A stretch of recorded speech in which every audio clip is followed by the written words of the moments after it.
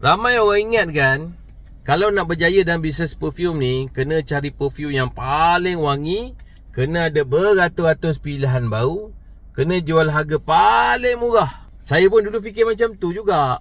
Saya sibuk cari supplier, saya sibuk tambah koleksi, sibuk upload gambar botol perfume hari-hari. Tapi saya tetap sunyi. Sampailah satu hari saya sedar, sebenarnya saya bukan sedang jual perfume, saya sedang bersaing dengan ribuan orang yang juga jual benda yang sama. Masa tu saya ubah cara fikir lah.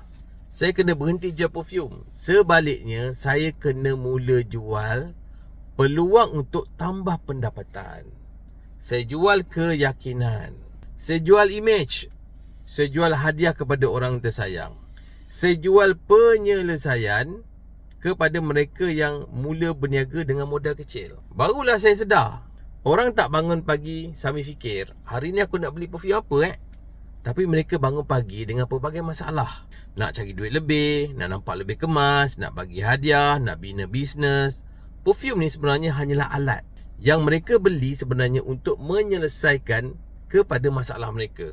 Sebab tu ramai orang gagal jual perfume kerana mereka hanya sibuk menjual perfume.